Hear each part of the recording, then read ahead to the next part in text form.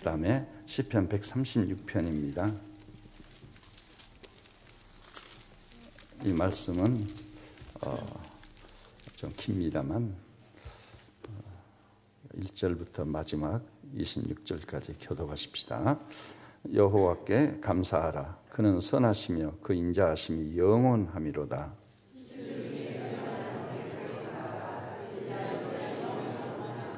주들 중에 뛰어난 주께 감사하라. 그 인자하심이 영원함이로다.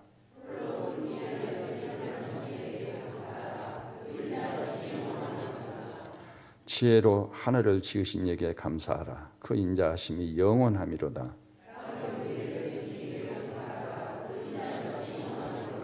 큰 빛들을 지으신 이에게 감사하라. 그 인자하심이 영원함이로다.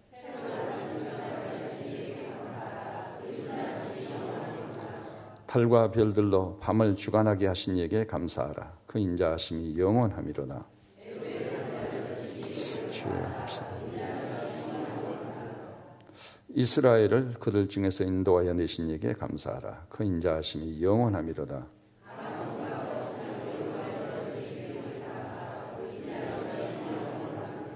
홍해를 가르신 이에게 감사하라. 그 인자하심이 영원함이로다.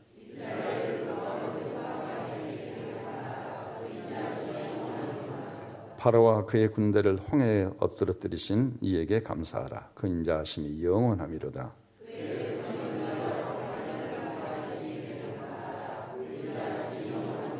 큰 왕들을 치신 이에게 감사하라. 그 인자하심이 영원함이로다.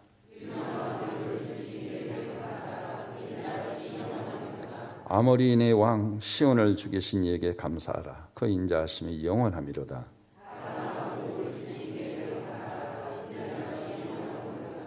그들의 땅을 기업으로 주신 이에게 감사하라. 그 인자하심이 영원함이로다. 아멘. 할렐루야. 우리를 비천한 데 가운데서도 기억해 주신 이에게 감사하라. 그 인자하심이 영원함이로다.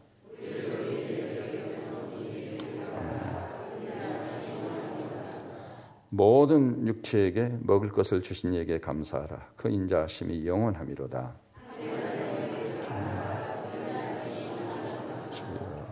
아멘.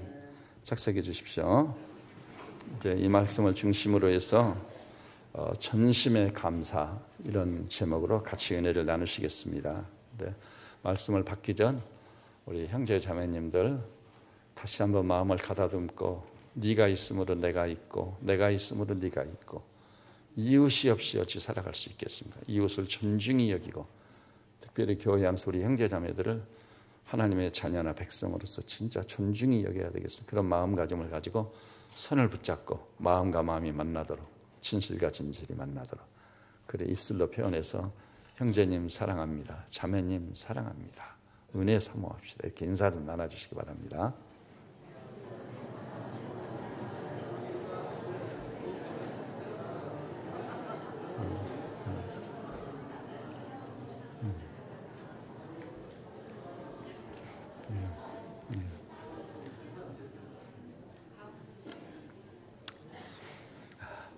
우리는 또 어김없이 2016 추수감사절을 맞이했습니다. 감사절의 기원에 대해서는 내이기 규례를 통해 잘 나타나 있고 지난 세기에 와서는 미국으로 목숨을 걸고 메이플라워를 타고 갔던 청교도에 의해서 오늘날 이 11월 셋째 주일 감사절로 지키는 새로운 규례가 제정됐던 것입니다. 근데 저는 감사절을 맞이할 때마다 항상 생각나는 분이 한 분이 계십니다. 이 우리나라 여리움 문학가 협회장을 지내시고 크리스찬 문학가 협회 회장을 지내신 이목인 권사님이십니다. 이목인 권사님은 건국대 가정대학장을 또 지낸 또 학문을 가지고 계신 분이기도 합니다. 제가 엑스플로 74할 때 조국복음화, 민족복음화를 위해서 우리 이목인 교수님과 또 김현승 숭실대 교수이시고 시인이셨죠. 두 분을 모시고 다녔는데 그런 기억이 생생해요. 이목인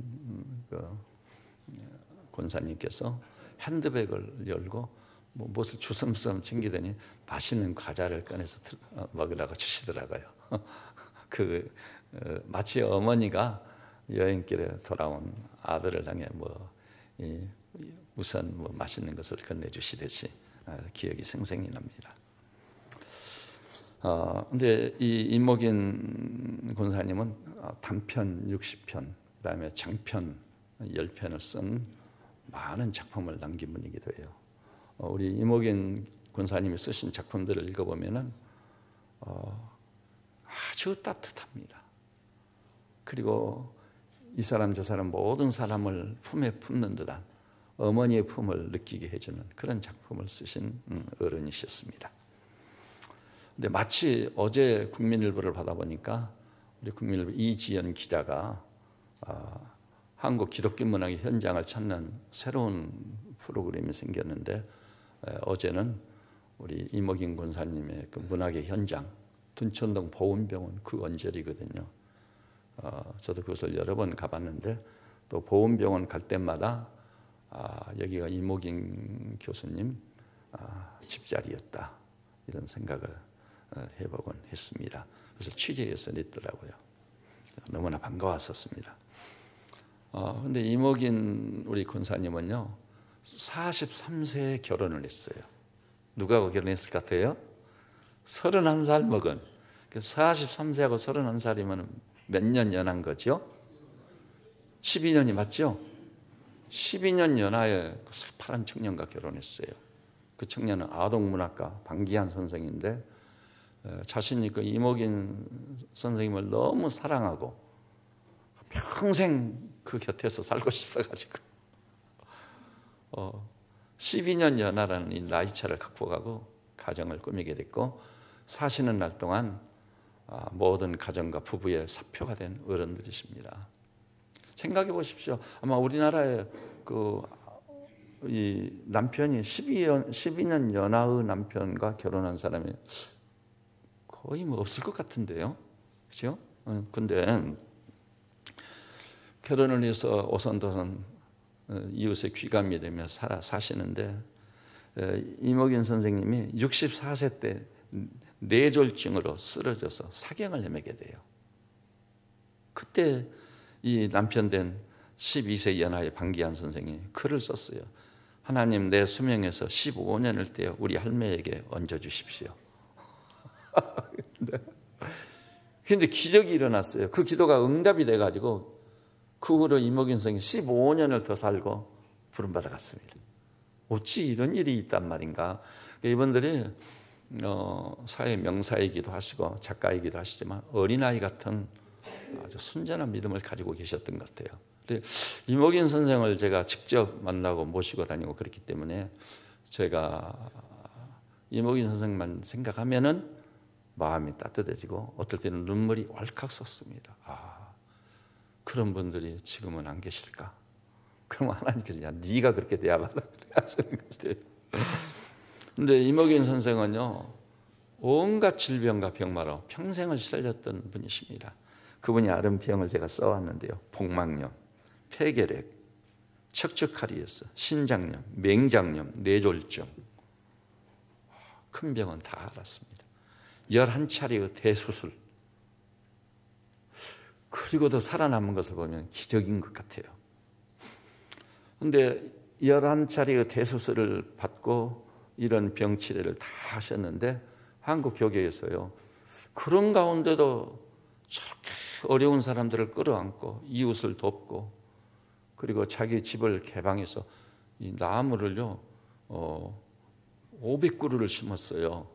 정원을 잘 가꾸고 잔디를 깔고 해가지고 문인들을 자기 집으로 초청해가지고 문인들끼리 아름다운 시간을 갖도록 배려했던 어른입니다.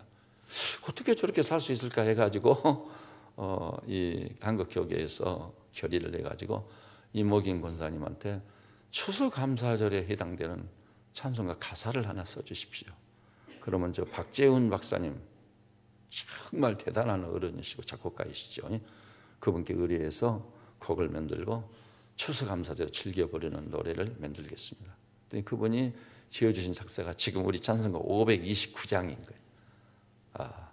산마다 불이 탄다, 이런 가사로 시작되는 찬송가를 지으신 것입니다. 근데 그 이목인 군사님이 이제 임종이 가깝게 됐을 때 이런 글을 썼어요. 그 얼마나 신앙이 순수하고 거룩한지, 그 감사 생활이 얼마나 놀라운지. 오늘이 감사절이니까요. 이런 글을 썼어요. 예수님은 폐품 이용에도 능하신 분이다. 이토록 쓸데없는 육신을 이리 꿰매고 저리 꿰매고 계속 사용하시니. 참 저 같으면은 그런 고통을 당하고 있으면, 오 하나님, 이게 도대체 어찌된 일입니까? 나의 육신의 고통을 아십니까? 모르십니까? 하실 만도 한데 이리 꿰매고 저리 꿰매고 그래서 계속 사용하시니, 우리 예수님은 폐품 이용에도 능하신 분이시다. 이거야말로 오늘 설교 제목과 똑같이 온전한 감사, 전심의 감사가 아니겠는가, 그런 생각을 해본 거예요. 어제 이지연 기자가 취재를 해서 쓴 것을 글자 하나도 빠지게 다 읽으면서 혼자만 정말 눈물을 많이 흘렸습니다. 새롭게 그 어른이 그리워지고 또 사모가 되더라고요. 그리고 그분이 살았던 삶 자체가 사실상 온전한 감사 생활이었다. 전심의 감사 생활이었다.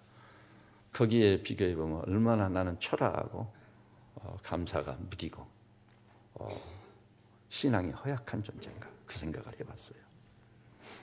근데 제가 예수님을 인격적으로 만난 다음 큰 시험을 받은 게 딱 한 가지가 있습니다. 그게 뭔지 아세요? 아니, 하나님께서 나를 찾아가 만나주신 것은 너무 감사한 일이고 얼마나 분명한 일인지라 의심할 여지가 없거든요. 정말 놀라운 은혜였던 것입니다. 그런데 제가 시험을 받게 된 것이 하나님이 존재성에 대한 시험이 아닙니다. 이건 그 의심할 여지가 없었고, 하나님께서 나를 찾아가 만나주신 이유, 내게 요구하는 삶의 수준이 너무 높더라는 거예요. 이해가 안 되는, 수용이 안 되는. 이를테면은 성경을 읽어가는데 주님께서 이러시더라고요. 내 아버지가 온전한 것 같이 너희도 온전하라. 꼭 나보고 하는 말씀. 나란 존재는 객관에서 생각할 때 절대 온전히 이룰 수 없어요. 안 됩니다. 아마 예외가 없지 않을까 싶어요. 근데 주님은 더 나아가서 내 아버지가 거룩한 것 같이 너희도 거룩하라. 아이고, 자신이 없어지고 낭망이 되더라고요. 어떻게 온전히 이루고 어떻게 거룩에 이르란 말인가. 그것도 하나님 아버지처럼. 그리고 제가 공부한 시절에는 거의 예외가 없습니다. 놀러 가봐도 마찬가지고, 친구들 자취방이나 하숙방에 가봐도 똑같아요. 저도 그랬고요. 책상 앞에 뭐가 붙어 있냐면은 실패는 성공의 어머니다. 그 다음에 인내는 쓰나 그 열매는 달다. 이게 다 붙어 있었어요. 뭐 아실 거예요. 근데 요즘은 이런 귀한 격언이나 속담을 좌우명으로 삼는 사람들이 없더라고. 어느 집을 가도 그 글귀가 붙어 있는 집을 지금 발견할 수가 없어요. 근데 바로 그 인내를 놓고 야고보서 1장을 보니까 인내를 온전히 이루라. 우와, 인내를 이루기 위해서 힘쓰라가면 이해가 되지 않아요. 근데 인내를 온전히 이루라니, 온전, 전심을 요구하는 거예요. 그러니 어린 사람이 감당이 안 되는 것이죠. 낙심이 되고, 나는 왜 이렇게밖에 안 될까? 그리고 하나님을 사모하는 일에 있어서요, 깜짝 놀래버렸어요. 역대하 16장 9절 보니까 여호와의 눈은 온 땅을 두루 감찰하사 전심으로 자기에게 향하는 자를 위하여 능력을 베푸신다. 능력을 베푼다는 말은 은혜롭고 너무 좋았거든요. 내게도 이런 은혜를 베풀어줘. 근데 문제는 어디 있냐면 전심으로 자기에게 향한다? 아무리 생각해도 내가 하나님을 향해 전심으로 나가지는 않았거든요. 그럼 나 공부도 하지 말고 밥도 먹지 말고 오직 하나님만 바라보고 있으라는 말인가? 이해가 안 가는 거예요. 그 신약을 읽다가 엄청난 충격을 먹어버렸어요. 항상 기뻐하라. 아니, 세상을 살다 보면은 불평할 수밖에 없는 상황들이 있잖아요. 원망할 수밖에 없는 현실이 있는 거예요. 저도 이해가 안 있는 거죠. 면 단위도 아니고 이 단위고, 제가 어렸을 때는 자동차도 구경할 수 없는, 그 표현이 좀 그렇긴 합니다. 아주 진짜 흉악한 시골이에요. 그 얘기 해드렸죠. 우리 고향 형 하나가 외지에 나가서 추력 운전수가 됐어요. 그래서 차를 구경할 수 없는 고향이다 보니까 자랑스럽게 그 추력을 몰고 와가지고 저수지로 들어가 버렸어요. 마을 사람이 다 나와서 구경하고 있었거든요. 그러니까 막 마을 사람들이 집으로 가가지고 괭이 삽을 가지고 와서 그 저수지 두덕을 이렇게 다 허물었습니다. 그래가지고 밀고 끌어당기고 해서 간신히 그 추력을 꺼낸 일이 있거든요. 아니, 그런 시골 소년에게 항상 기뻐하라, 이해가 안 가는 거예요. 도대체 그럼 나는 하나님도 만나지 못한 거고 구원도 없는 사람 아닌가, 혹시 이런 기쁨이 없으니까. 그 다음에요, 기도 생활도 항상 기도하기에 힘써야 된다. 그러면 예, 알겠습니다 할 텐데, 쉬지 말고 기도하라.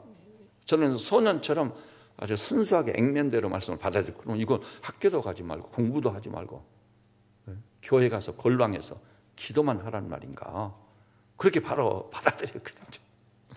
내중에서 이제 그 말씀의 의미가 뭔지 알았지만, 그 다음에 하나님을 사랑하는 데 있어서도 마음을 다하고 목숨을 다하고 성품을 다하고 뜻을 다해 주 너희 하나님을 사랑하라. 나는 도저히 자신이 없더라고요. 그렇게 하나님을 사랑할 수가 없어요. 부모님도 계시고 형제들도 있고 이웃도 있고 친구들도 있는데 오직 하나님을 향해서만 사랑하라는 얘기처럼 들려서 그 오는 그 좌절감, 나는 그렇게 할 수 없는데. 또 물질 문제, 돈도 없는 시절이잖아요. 근데 물질 문제로 말라기서를 읽다가 충격을 먹는 게, 온전한 11조를 드려 내 창고를 채우라. 온전한 11조? 아니, 내가 쓸 용돈도 없는 주제인데 어떻게 이럴 수가 있다는 말인가. 하나님도 너무하시네 이거. 진짜 용돈도 없었거든요. 제가 저희 숙부님 댁을 갔다 오다가 저녁이었습니다. 칠흑하지 어두운 밤이었어요. 달도 뜨지 않고. 근데 깡패들을 만났어요. 깡패들이 3명이 아주 돌로 이협을 하고 그 옆에는 서석국민학교라는 학교가 끌고 갔습니다. 그래서 그 숲속에, 그래서 나는 여기서 혹시 죽나 돌멩이를 들고 그것으로 치면은 깜짝없이 당하잖아요. 그런데 그래도 돌로 치지는 않고 있는 대로 돈을 꺼내라고 그러더라고요. 근데 그때 제가 가지고 있는 돈이 300환이에요. 300환. 그건 내 소유의 전부고 내 용돈이기도 하고 그거 없이는 안 되는 거예요. 그래서 그것을 꺼내가지고 그 깡패 형들에게 줬습니다. 그런데 이제 뒤를 돌아보면 돌로 칠 때니까 뒤도 돌아보지 말고 가라고. 근데 가는데요, 온몸이 사시나무 떨리듯이 떨리더라고요. 이제 돈도 하나도 없지. 그래서 그날 털썩털썩 걸어가지고 전라도 광주 장동이라는 데서 저 양림동까지 걸어갔어요. 돈이 없으니까 버스도 못 타고. 아니, 그렇게 주머니가 빈약한 저에게 온전한 11조를 드리라니. 하나님을 만났으니 안 드릴 수도 없고, 물론 그 후술 삼아 그 뒤를 보니까 말라기서에 그렇게 얘기더라고요. 그러면 그렇게 해서 나를 시험해봐라. 그러면 네 창고에 쌓일 것이 없도록 내가 복을 주겠노라 하고, 복을 주겠다는 데는 참 좋은데 온전한 11조를 드리라니. 여러분 아마 고민하시는 분들 많이 계실 줄 압니다. 온전한 11조. 그리고 감사에 미쳐서 보니 아까 시편 9편 1절에 전심으로 여호와께 감사하라. 전심. 데살로니가서 5장에 보니까 범사에 감사하라. 그 범사 속에는 질병과 병마, 수술대에 올라와 있을 때 사업이 왕창 망해가지고 빵원이 되는 그런 순간도 있을 거예요. 그런데 어떤 상황이나 어떤 처지에서든 범사에 감사해라. 그리고 난 다음, 그 다음에 뭐라? 이것이 그리스도 예수 안에서 너희를 향한 하나님의 뜻이니라. 이렇게까지 못을 박아놨으니 제가 어떻게 하겠어요?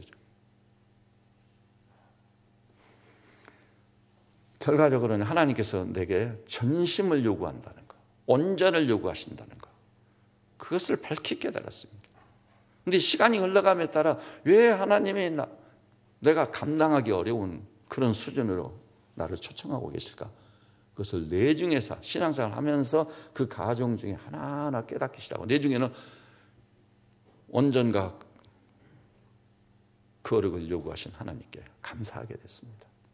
제 친구 서울 남포교회 박영선 목사가 에베소서 강해를 썼는데 책 제목이 뭔지 아세요? 거룩과 영광의 초대.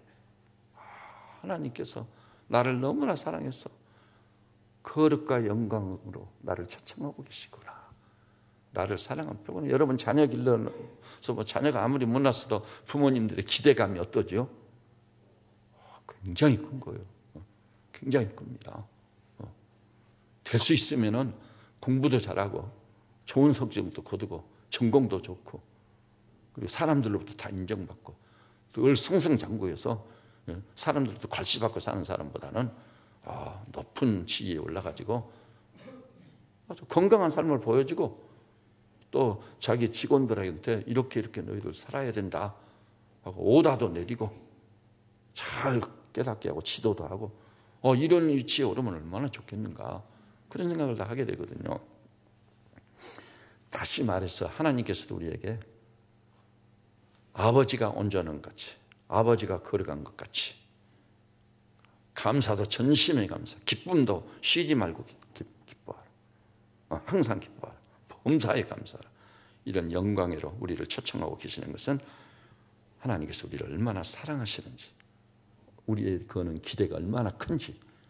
그래서 진짜 그것을 요구하신 하나님께 우리가 제대로 신앙으로 살기만 한다면 예외 없이 그 수준에 오를 줄 믿습니다. 뭘 보고 알았냐면요, 여러분 다 아시죠? 다니엘이요, 어린 소년이 포로로 끌려갔거든요. 노예보다 못한 신세가 포로예요. 포로. 유브라데 강가, 지금 이라크인 끌려갔습니다. 노예 신분인데도 불구하고, 포로 신세인데도 불구하고, 세계 최강의 대제국 바벨론 제국에서 바벨론이 무너지고 신생 대제국 바샤 제국, 페르시아가 일어나고 두 제국에 걸쳐서 국무총리를 한 것을 아시기를 바랍니다. 포로가 국무총리는 무슨 국무총리예요? 포로 생활하다가 노동이나 하다가 죽으면 그만인 거지. 국무총리까지 올라갔어요. 어린 소년 요셉이 17살에 노예로 애굽에 끌려가 세계 최강의 대제국 애굽에서 바로왕 이하에서 애굽의 국무총리 자리에 오른 줄을 아시기를 바랍니다. 내가 비록 못나고 부정한 것 같지만은 하나님을 의지하여 담력을 얻고 믿음으로 진근해 가기를 시작하면은 나도 예기치 못한 주님의 기대가 이루어져서 그 수준에 오르게 되는 놀라운 역사가 있을 줄 믿으시기를 바랍니다. 자, 그렇다면은 이 전심의 감사, 온전한 감사, 왜 하나님께서 전심의 감사, 온전한 감사를 우리에게 요구했을까요? 그 이유는 오늘 본문에 잘 나타나 있어요. 시편 136편은 전심의 감사 생활을 해야 될 이유들을 순서대로 나열해 놨습니다. 그러면 첫째, 우리 136편 1절 한 목소리는 봐볼까요? 136편 1절 시작.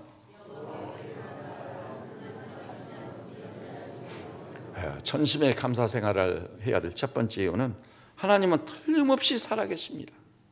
그런데 그분의 속성이요, 선하시고 인자하시다. 만일 하나님이요 우리 조선시대 연산군 같은 폭군이라고 하면 어떻게 되겠어요?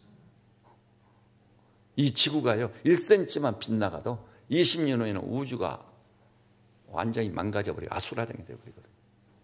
그런데 그 1cm의 오차도 없이 총알의 260배의 속도로 지구가 지금 움직이고 있습니다. 그런데 움직이는 것 같지가 않아. 안정되어 있어요. 그런 가운데 이렇게 최적의 거리를 유지하면서 태양을 자전과 공전하며 돌고 있거든요. 그분이 선하시고 인자하신 분이 있기 때문에 우주는 물론 지구촌도 안정되어 있는 줄 압니다. 하나님이 개입하시고 역사하시고 주도하시니까 제자리를 지키고 있는 거예요. 얼마나 감사한 일인지 몰라요. 그런데 이 136편에 보니까요, 그 인자가 영원하심이로다, 이 말이 26회나 사용됐어요. 26회. 여러분, 우리가 믿는 우리 하나님은, 우리 아버지는 참으로 인자하신 분인 것을 반드시 기억하시고 인자하신 그분의 품속에 파고드는 우리 성도들 되시기를 주님의 이름으로 축원합니다.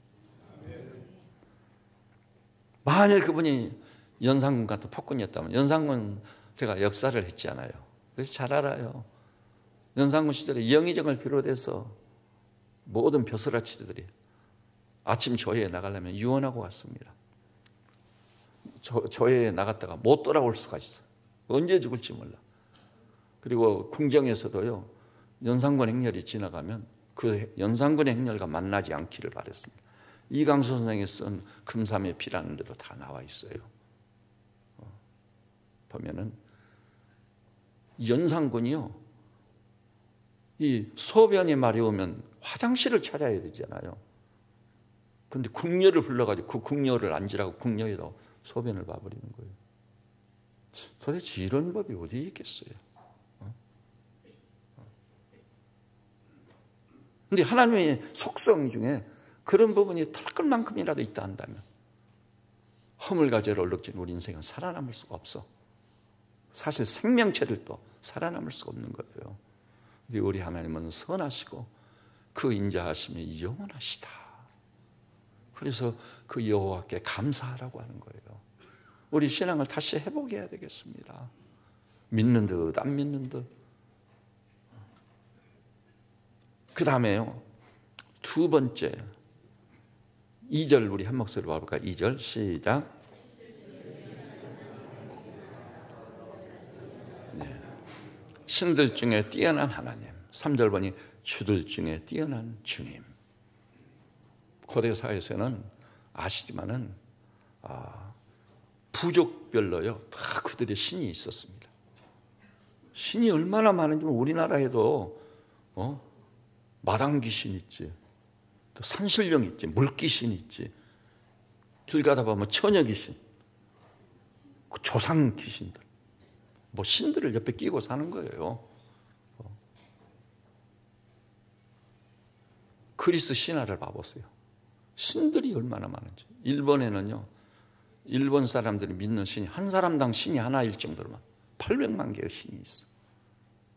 그렇게 많은 신들이 있는 것입니다. 그런 시대에 시편 기자는 단호하게 이 말씀을 썼어요. 그렇게 신들을 너희가 많이 숭배하고 있지만 신들 중에 가장 뛰어난 하나님, 주들 중에 가장 뛰어난 주님. 이 말이 무슨 말이냐면 우선순위를 가린 자는 뜻이 아니라 참되시고 살아계신 하나님 한 분밖에 안, 유일무이한 하나님, 나는 여호와라, 홀로 한 분뿐이신 하나님. 그래서 그 하나님이 진짜 살아계시고 역사하시기 때문에 그 하나님께 시선을 고정하고 그 하나님을 전심으로 감사하며 섬기라, 그 뜻입니다. 하나님 자신인 겁니다. 하나님 자신. 하나님이 안 계시다면 누가 억울한 일을 풀어주시며, 하나님이 안 계시다면 누가 이 장엄한 우주와 그 가운데 만물을 생명을 유지하고 보존하며 살게 하겠습니까? 다 바울이 외쳤어요. 만물이 주를 의지하여 기동하며 사느니라. 그렇습니다, 여러분. 그래서 하나님 자신 때문에, 아까 우리 장로님이 인용하셨죠. 하박국 선지의 말씀. 외양간에는 송아지가 없어, 밭에는 소출이 없어, 과수원에는 포도 열매가 없어. 최악의 상황이잖아요. 그런데도 나는 여호와로 인하여 기뻐하고 즐거워하리로다.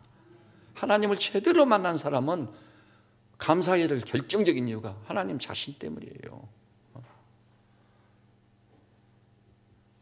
그리고요, 이제 본격적으로 감사의 주제를 다루는데 그 첫 번째, 방금 첫 번째, 두 번째는 사실은 이 본문의 구조를 볼 때 뭐 첫 번째, 두 번째가 아니라 일종의 서론이라고 볼 수 있어요. 서론.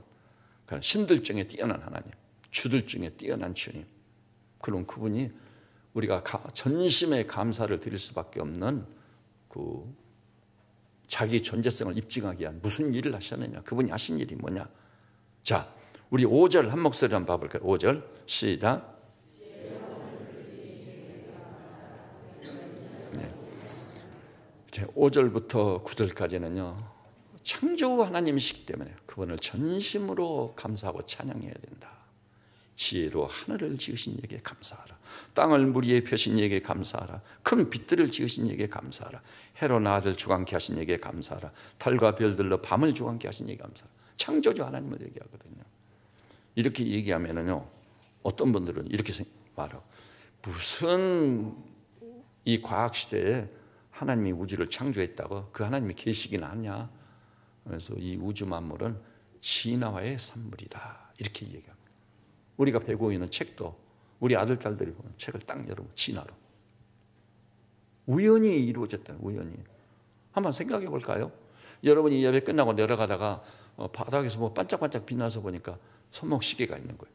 그 시계를 집에 가지고 와서 이것저것 도구를 열어봤어요. 그랬더니 태엽하며 아주 정밀한 기계니까 거기는 부속품들을 보면 놀랄만 하거든요. 와. 근데 이것을요, 아버지가 와가지고, 야, 그 시계가 만들어지기까지 200억만 년 걸렸다. 200억만 년 전에 이 흙밖에 없는데 거기서 쇳가루가 탁 모여지고 우연히 쇳가루들이 또 한 50억 년 지나는 동안 자기들끼리 모여져가지고 결집이 되어가지고, 그 다음에 또 한 30억 년 지나는 동안 그놈이 초침으로, 장침으로, 태엽으로 각각의 부속품, 또 이 손목에 휘감는 그 시계줄로 이렇게 형성되고 만들어졌다. 우연히 그렇게 된 건데 뭘 그걸 보고 신기하다는 듯이 들여다보고 있느냐.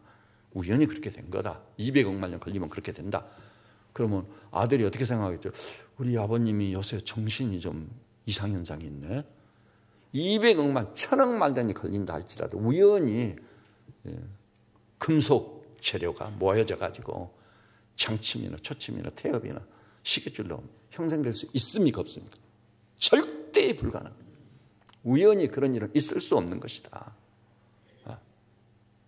그 부분에 대해서요, 한동대 총장을 지낸 우리나라 재료공학의 권위자, 재료공학입니다, 김영길 박사님. 우리 교회도 2번 다녀가셨는데, 김영길 박사님은 미국의 미우주항공국에서 일한 세계적인 과학자. 김영길 박사님이 우연이라는 것에 대해서 이 한마디로 결박지어 버렸습니다. 여러분, 이 지구에서요, 이 세포 하나로 이루어진 생물이 있어요. 뭐죠? 단세포 동물인 아메바. 아메바는 세포 하나입니다. 그래서 단세포 동물이라고 그래요. 그런데 이 세포 하나가 우연히 이루어질 확률에 대해서요, 이렇게 말해요. 10에 167만 6,260승분의 1. 여러분, 10에 167만 6,260은 저나 여러분의 평생 계산해도 안 돼요. 계산자를 두드려도 계산조차 안 돼. 그렇다니 이건 뭘 의미하는 거죠? 세포 하나도 결코 우연일 수 없다. 세포 하나도 결코 진화의 산물일 수 없다. 분석과학에서요, 유명한 파스텔르가 실험을 통해 입증한 게 있어요. 그걸 좀 귀를 기울여야 돼요. 그가 뭐라고 하는지 한번 따라서 볼까요? 생명은 생명으로부터만 나온다. 그렇죠? 무생명에서 생명체가 나올 수 있어요? 반드시 생명은 생명으로부터만 나온다. 결론을 내렸어요. 진화론이 쓸 자리가 없어. 그런데도 어찌하여 우리 아들, 딸들이 배우는 과학이라는 이름을 붙여서 진화론이 대세를 이루는 것처럼, 창조론은 기록도 안 해놨어. 왜 이렇게 됐을 것 같습니까? 이것을 아셔야 됩니다. 그건 사탄의 역사입니다. 분명히 마귀가 존재하는 겁니다. 마귀가 개입하고 역사에서 사람들을 혼돈케 만들고 과학의 이름으로 사실도 아닌 것을 공식적으로 국정교과서에 널리 펼치고 있는 거예요. 무서운요. 이런 문제에서 우리는 분별력을 가지고 그 부분에 관해서 성적이 안 나올지라도 단호하게 말할 수 있어야 돼요. 그리고 설명을 해야 돼요. 선생님 생각해 보십시오. 우리나라에요, 과학 분야에 전공한 선생님들도 그렇게 말했습니다. 70% 이상이 진화론으로는 생명의 신비가 설명이 불가능하다. 그러면 그 불신자들이 많으니까 그들은 어디에다 주사위를 던졌죠? 지적 설계론. 엄청난 지혜와 지성을 가진 누군가가 설계를 하고 구상을 해서 생명체를 만든 것이다. 진화가 아니다. 진화론은 설명으로 불가능하다고 결론을 내렸습니다. 이미. 성경은 선언합니다. 지혜로 하늘을 지으신 이에게 감사하라. 시어예요. 상징적 표현이에요. 땅을 물 위에 펴신 이에게 감사하라. 해로 낮을 주관케 하신 이에게 감사하라. 진짜의 지구촌이요. 저 태양이라고는 난로가 없었더라면 우리는 다 얼어 죽는 거예요. 무슨 전기 난로요? 전기 매트요? 말도 안 되는 소리요. 무슨 수로 그 다음에 태양빛이 없다면 무슨 수로 수확을 거두고 누리며 살겠습니까? 기가 막힌 거예요. 기가 막힌 거예요. 그런데 이 하나님이 말씀만 대로 우주 만물을 창조하셔서 우리 인간에게 그것을 위탁해서 그것을 관리하고 유지하고 보존하고 누리게 하시는데 그 복됨은 측량할 길이 없는 거예요. 제가요 이 창조 질서에 대해서 눈을 뜬 다음 존재론적인 혁명적 변화가 제게 일어나 버렸거든요. 그 전에는 제가 상당히 좀 우울증적 어떤 증세를 가지고 있는 사람이에요.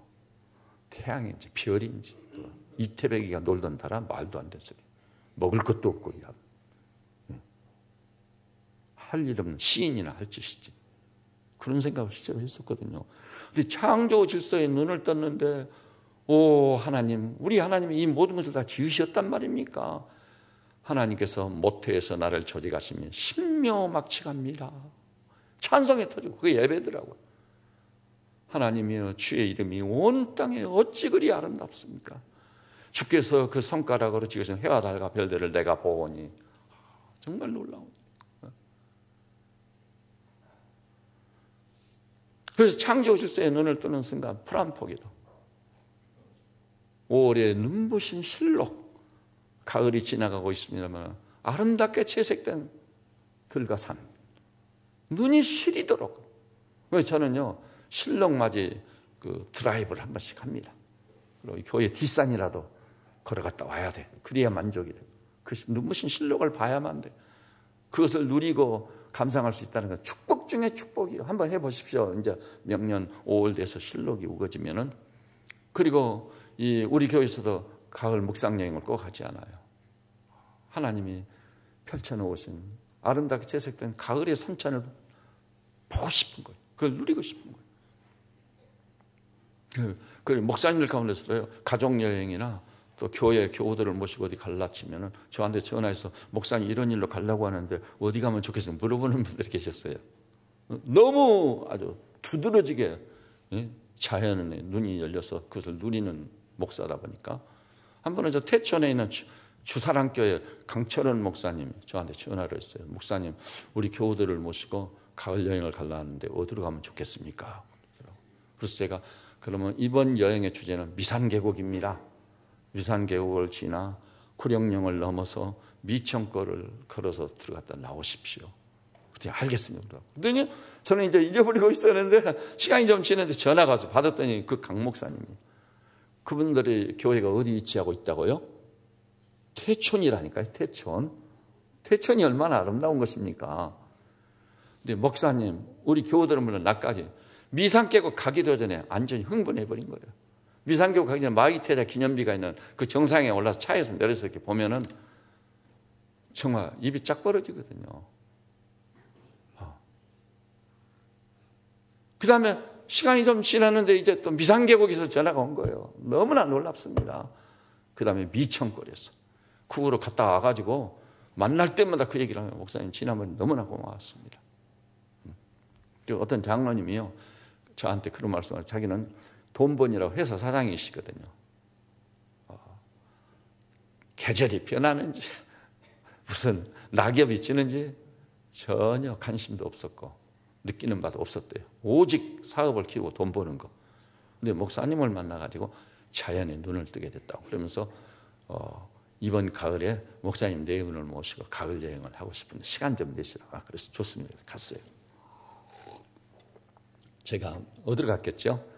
치악산을 측면으로 이렇게 바라보면서 지방 도로를 통해 무조건 강원도 정선으로 갔습니다. 정선에서 진부로 나가는 그 길. 그때는 그 후로 이제 엄청난 비가 쏟아져-가지고 지금 인위적으로 이렇게 축대를 쌓고 도로를 많이 손봐가지고 그 자연미가 많이 훼손됐어요. 그럼에도 아직도 놀랍습니다. 근데 그때 늦가을이었어요.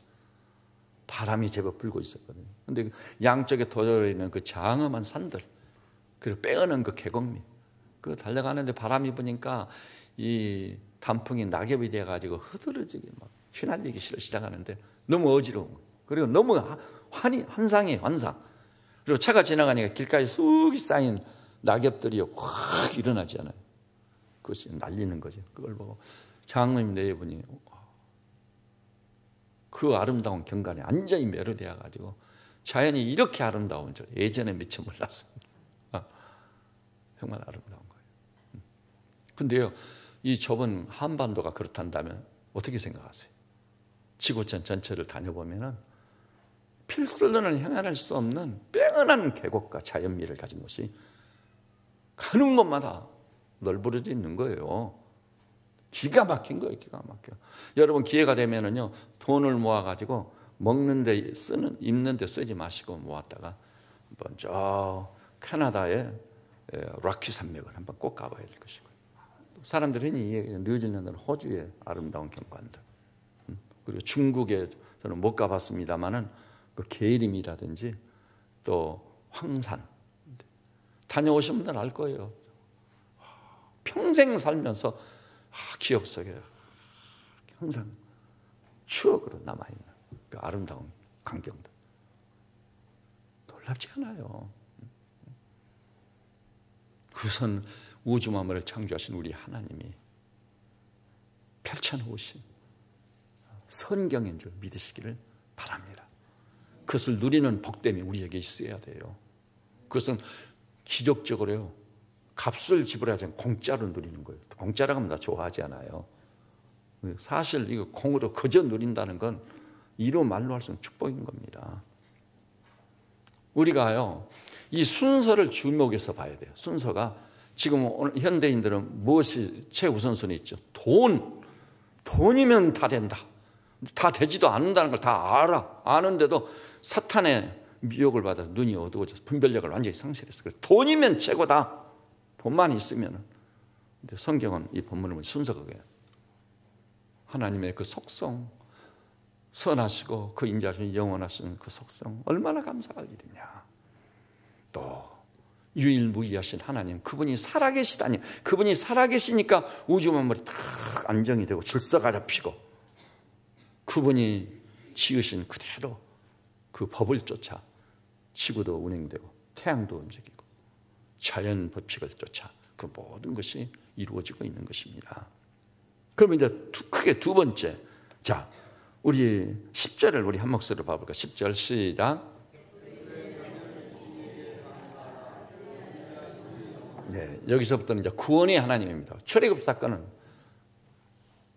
구약과 신약에 있어서 가장 놀라운 구원 사건으로서 소위 그 예표이고 하나의 상징인 것입니다.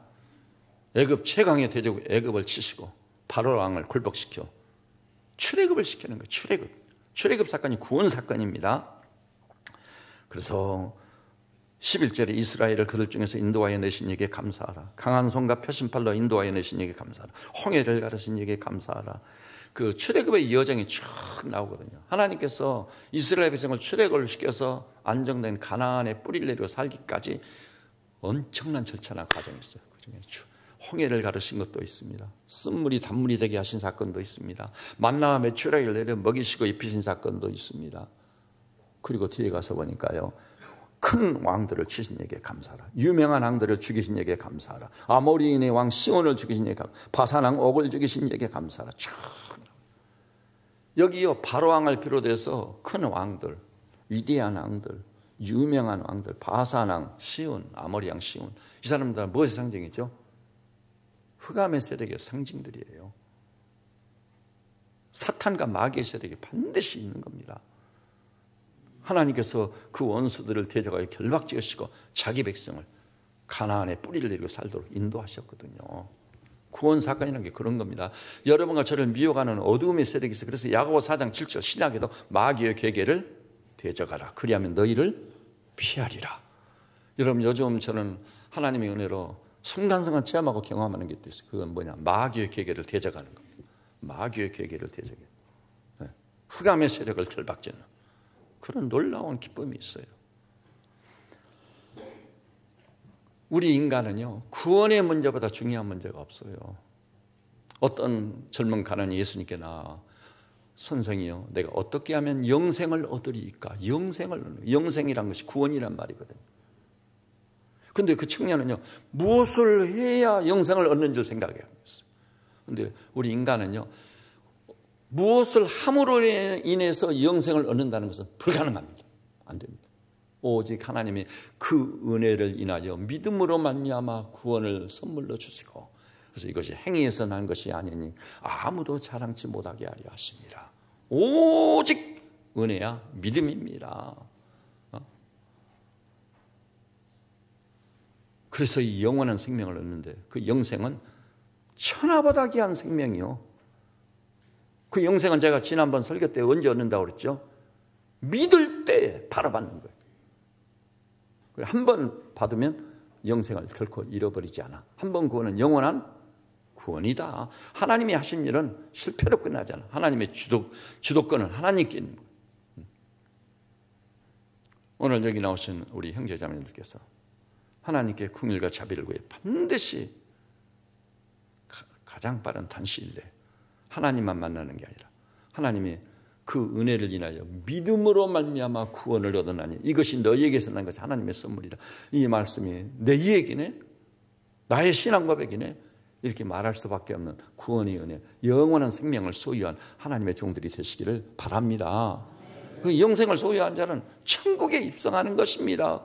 의에 거하는 바 새하늘과 새 땅을 내가 바라보노라.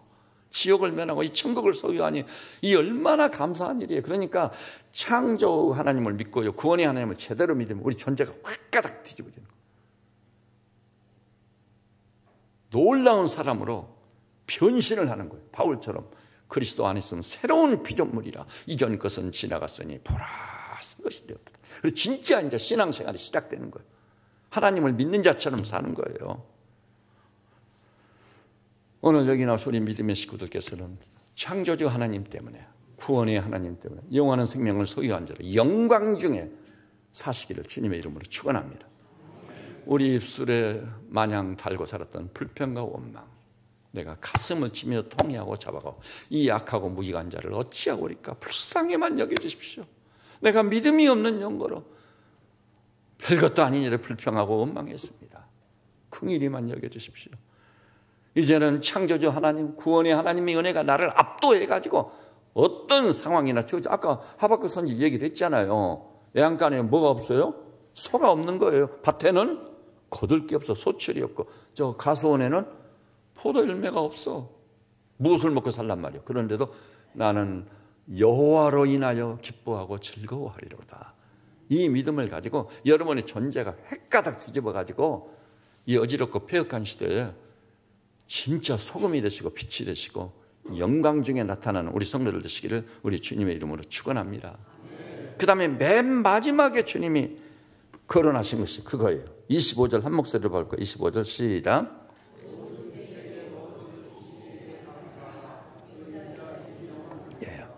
모든 육체에 먹을 것, 이것은 무엇의 시작이죠? 물질의 시작이에요.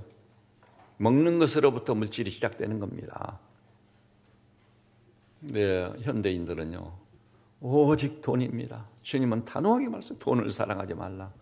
돈을 사랑함이 일만하게 뿌리가 되나니 많은 사람이 돈을 사랑해서 믿음에서 떠나 많은 근심으로 자기를 찔렀도다. 돈은요, 돈을 사랑함으로 모아지는 건 결코 아닙니다. 잊지 마십시오. 주님이 말씀하셨어요. 너희 쓸 것을 그리스도 안에서 영광 가운데 풍성하게 채우시리라. 믿음으로 하나님의 은혜로 돈을 모으세요. 그리고 그 돈이 나를 통해서 이웃에게도 번져가가지고 축복의 통로가 되어야 되겠어요. 하나님이 그걸 기뻐하시고 원하시거든요. 이렇게 천민자본주의요? 천민자본주의라고 외치는 분들 보니까 텔레비전에 출연하고 하는 그분들이 돈의 노예가 되어 있더라고. 예가 없어요. 다 돈. 근데요, 자기가 벌어서 가지고 있는 돈을 써보지도 못하고 다 죽는데 어쩌자는 거예요. 돈 좀 있는 사람들을 보면은요, 자기 평생을 두고 다 써보지도 못하고 죽습니다. 근데 죽을 때는 뭐예요? 땅 한 평도 못 돼요. 수의 한 벌이면 좋게. 그것도 자기 것이 아니요. 죽어버린 다음. 우리 명심하고 또 명심해야 돼요. 돈의 노예로 살지 마시고 우리 하나님의 순서를 따르십시오. 첫째는 천지 만물을 창조하신 하나님, 당신을 노래하고 찬양합니다. 아들 안에서 우리를 구속하신 우리 주님, 당신의 자비로우신가 긍휼하신가 이처럼의 사랑에 대해서 날마다 순간마다 내 노래의 제목이고 찬송의 제목입니다. 만일 불평이 입술에 붙는 순간 주님, 이 약하고 무익한 자를 어찌하오리까 가슴을 치며 통회하고 잡아가면서 감사와 찬송을 확실히 회복하시되 전심의 감사를 회복할 수 있기를 주님의 이름으로 축원합니다. 그러면 하나님께서요, 무엇을 입을까 무엇을 먹을까 염려하지 말라, 이 모든 것이 너희에게 있어야지를 너희 천부께서 아시느니라. 하나님이 채워주시고 공급하시는 거예요, 여러분. 이렇게 될 때 우리는 진짜 이 시대에 하나님의 사람들, 하나님의 종들이 될 겁니다. 그리고 그 영광을 만방에 드러내게 될 것입니다.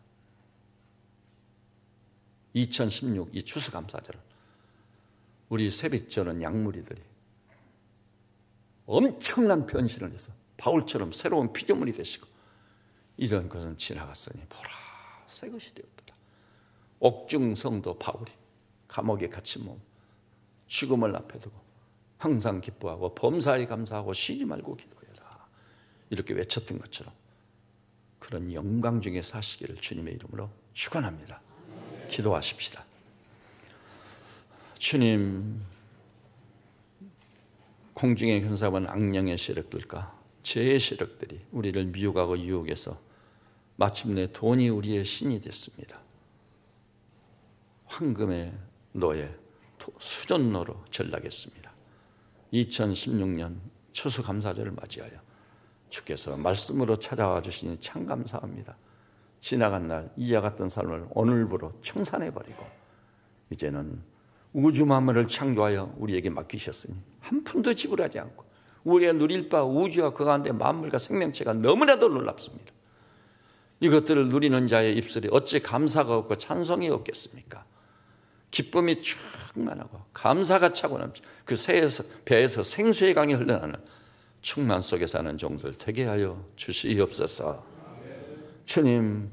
주님이 하나님 되심도 포기하시고 또 종의 형체를 입으시고 죽으시되 십자가에 죽기까지 복종하여 우리를 구원하셨는데, 그래서 우리가 영원한 생명을 얻게 됐는데, 이 새 생명을 소유한 자로 거룩한 믿음을 가지고 새 생명의 능력으로 살 때 천하보다 귀한 새 생명 주신 하나님께 감사와 찬송과 존귀와 영광을 돌리며 달려가며 사는 종들 되게 하여 주시옵소서. 오 주님, 그리고 세 번째가 돈이었습니다. 입을 것 먹을 것 쓸 것이었습니다. 주여, 반드시 우리가 믿음으로 살고 기도하며 진군해 갈 때 우리 주님께서는 장벽을 제거하고 장벽을 무너뜨리고 주의 대로를 뚫어 그 경영과 도모가 형통할 수 있도록 복 주실 줄로 믿습니다. 그래, 우리 성도님들은 그 쓸 것을 그리스도 안에서 영광 가운데 풍성히 채우시는 하나님을 노래하고 찬양하며 예배하며 사는 종들 되게 하여 주시옵소서. 그리하여 이 어지럽고 폐역한 시대에 주여, 우리가 찬연히 그 빛을 발하고 흑암이 물러가고 죄의 세력이 결박당하고 주의 영광이 나타나는 놀라운 삶의 주역들로 헌신되고 쓰여지게 하옵소서. 예수님의 이름으로 기도드립니다. 아멘. 주신 말씀